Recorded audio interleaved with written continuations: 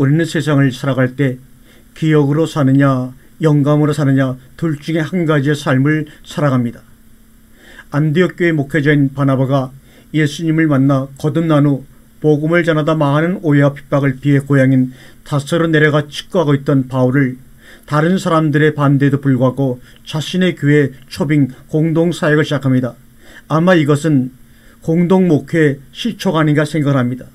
정말 바나바와 바울 선생들의 아름다운 공동목회가 우리 후배 목회자들에게 본이 되어서 우리 교회 가운데 이러한 일들이 많이 일어났으면 좋겠습니다.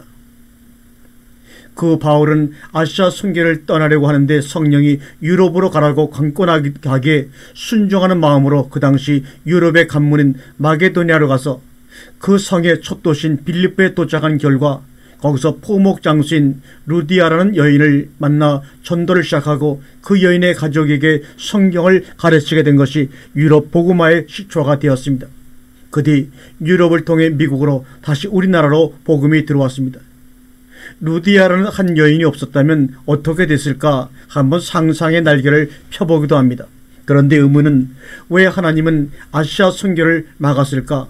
그렇지 않으면 중국과 인도 등이 지금 어떻게 변해 있을까라는 생각도 우리는 기도 중에 해보게 됩니다. 사랑하는 여러분, 가리킴은 머릿속에 남다가 다 잊어버리지만 먹었더니 힘이 나더라, 이 말입니다. 먹은 것은 잊어버리지 않고 온몸에 힘을 내고 능을 내는 것입니다. 어떻게 조리했는지 몰라도, 학위와 지식이 없어도, 어떤 영양소가 들어있는지 몰라도 먹었더니 병이 낫고 마음이 안정되고 뛰어가도 피곤치 않고, 이것이 영의 말씀이요 아버지가 자녀에게 먹이고 싶어하는 양식입니다. 그런데 우리는 모든 처조에서 가리키려고만 하지, 권위를 내세우고만 하지, 정말로 사랑을 가지고 앞치마를 들고 아무 표식도 안 나고 아무 대접을 받지 않아도 그저 먹음으로 말미암아 그들의 삶 속에 힘을 나게 하는 그러한 사역을 찾아보기 힘듭니다. 그래서 우리 예수님께서도 너희는 스승이 되려고도 하지 말고 아버지가 되라고 말씀하고 있습니다.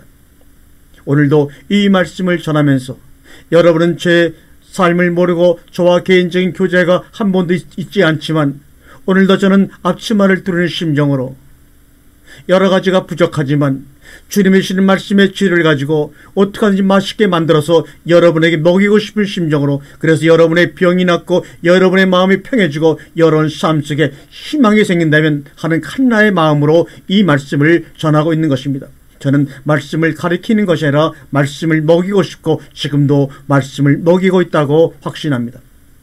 아무리 노력해도 되는 일이 없다고 푸념하고 팔자 타령이라고 있다면, 혹은 노력이 부족해서 그런가, 아니면 신의 섭리를 마냥 기다려 하는가, 이런 사람이 있다면 여러분에게 말씀을 드립니다. 외부를 바라보는 자는 꿈을 꾸지만 내면을 바라보는 자는 꿈에서 깨어난다고 말합니다. 꿈은 깨어야 그 꿈을 이루어낼 수가 있습니다. 그러나 꿈만 꾸고 있지 꿈에서 깨어나는 자가 없다는 말입니다. 그 꿈을 깨어나게 하는 자는 바로 우리 안에 계시는 예수 그리스도요, 그분이 우리에게 주시는 말씀이 아니거든 우리의 꿈을 깰 수가 없습니다. 아무것도 존재하지 않지만 모든 것이 가능한 아버지 하나님과의 사랑의 상태로 돌아가시기 바랍니다. 창조의 궁극적인 비밀을 드러내는 말, 그 유업, 하나님의 축복, 능력이 바로 뭡니까? 아버지 하나님과의 사랑의 상태로 돌아가는 길입니다. 지금 내가 우리 모두와 아버지 하나님을 향하여 외치고 싶은 말이 있습니다. 아버지, 사랑하는 나의 아버지, 아버지, 사랑하는 나의 아버지. 여러분이 생활하다가 짜투리 시간을 내어 1, 2분 정도 한번 하늘 향해 불러보시기 바랍니다. 갈라디아 4장 6절과 7절에 여러분은 하나님의 자녀입니다. 그래서 하나님께서 그 아들의 영을 여러분의 마음에 보내주셔서 여러분이 하나님을 아버지, 사랑하는 아버지라고 부를 수 있게 하셨다고 말씀하고 있습니다. 여러분은 이제 죄의 종이 아니라 하나님의 자녀입니다. 여러분이 하나님의 자녀가 되었으므로 하나님께서 여러분에게 유업을 주실 것입니다. 태초에 우주에 아무것도 없었습니다. 그것을 무라고 하고 그것을 공이라고 하는데 그 무와 공 안에 아버지 하나님의 무한한 사랑이 깃들여 있었습니다. 그 사랑에 접촉했을 때 모든 것은 드러나고 이루어집니다. 그것을 바로 우리는 창조라고 하는 것입니다. 그것도 태초 안에 창조라고 말씀하고 있는 것입니다.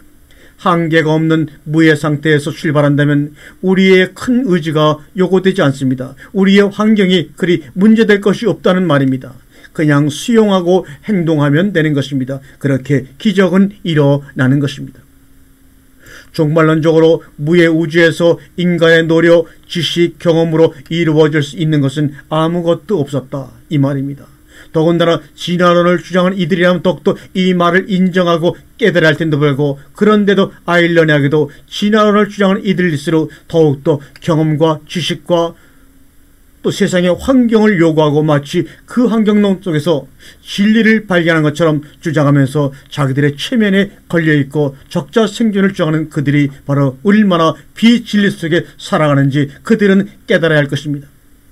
먹으면 되는데 세상의 많은 사람들은 조리 과정이나 그 성분에 대해서만 얘기하고 있으니 그것을 보고 있자니 얼마나 답답하고 배가 고픈지 알 수가 없습니다. 혹시 우리들의 교회 강단이 그런 일이 일어나고 있는지 우리 한번 점검해 보시길 바랍니다. 왜 그리 단순한 것을, 왜 그리 복잡하게 풀어서 얘기하십니까? 왜 그리 그런 것을 듣고 앉아 있어야 됩니까? 여러분의 어머니가, 여러분의 할머니가 요리를 줄 때 그것이 이렇게 복잡하고 풀어서 먹입니까? 단순합니다. 어떤 음식을 먹더라도 거기서 어머님의 사랑과 추억을 우리는 기억하고 있습니다. 그것이 바로 하나님의 말씀 아닌가요? 그 말씀을 먹이는데 그렇게 큰 교회를 짓고 화려하게 만들고 그렇게 요단을 떠는지 우리는 알지 못합니다. 그러기에 세상에 지탄이 됩니다.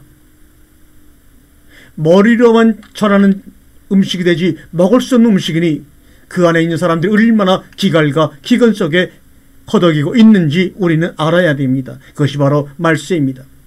하나님의 말씀은 영이기에 그 말씀을 받아들일 수 있는 것은 구원받은 우리의 영인데, 우리 영에 대해서 뭘 그렇게 우리가 안다고 그리 복잡하게 가르치려고 하는지, 거기다가 박사니 무슨 뭐니 해갖고 붙여가지고 그렇게 가르쳐야만 그들이 먹을 수 있습니까? 전혀 한 입도 먹을 수가 없는 것입니다. 우리는 영을 말씀으로 전하는 것인데 우리가 영에 대해서 뭘 안다고 그리 복잡하게 야단을 떠는지요. 단순한 삶으로 돌아가기를 원합니다. 영은 가르침을 받는 장소가 아니라 아버지 하나님의 사랑을 경험함으로 마음을 뛰어넘어 육체 밖으로 솟아나는 것입니다. 가르침을 받는 것은 6.25 우리의 마음입니다. 지식과 경험이 뇌를 거쳐 우리의 무의식인 마음에 저장되어 있다가 프로그램이 되어 우리를 구속하고 다스리는데 인간은 그것을 통제하기에는 너무나 큰 대가를 치를 수밖에 없는 것입니다. 컴퓨터에 저장된 정보를 없앤다고 없어지나 아닙니다. 휴지통에 그대로 보관되어 있습니다. 그 휴지통을 완전히 비워버려야 합니다. 마찬가지로 현재 기억이 없다고 내 마음속에서 없어진 것이 아닙니다. 마음속에 휴지통에 그대로 저장되어 있다가 어느 날 갑자기 내 인생을 통제하고 어지럽게 만들어버리고 맙니다. 어릴 때 휴지통에 저장됐던 그 기억들이 성인이 되어서 우리 가정을 어지럽게 만드는 경우가 얼마나 많이 있습니까? 인생을 사는 데는 두 가지 길이 있다고 말씀을 드렸습니다. 기억으로 사느냐, 영감으로 사느냐. 기억은 쉼없이 재생되는 오래된 프로그램입니다. 그런데 문제는 그 프로그램을 통제하고 다스릴 능력이 우리에게 없다는 데 있습니다. 컴퓨터도 시간이 지나면 프로그램을 갈아줘야 되는 것처럼 우리의 기억이 계속 정화되고 청소되어야 합니다. 영감은 하나님이 우리에게 주시는 메시지요 말씀입니다.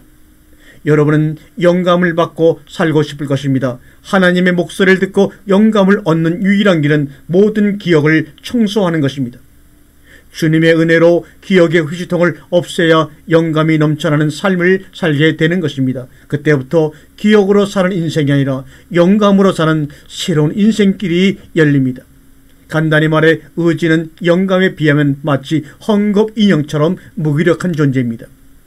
뭔가를 하려고 할수록 결심할 수 있는 현실과 계속 싸워야만 합니다. 하지만 영감에 내 자신을 내어 맡기자 인생이 바뀌었습니다.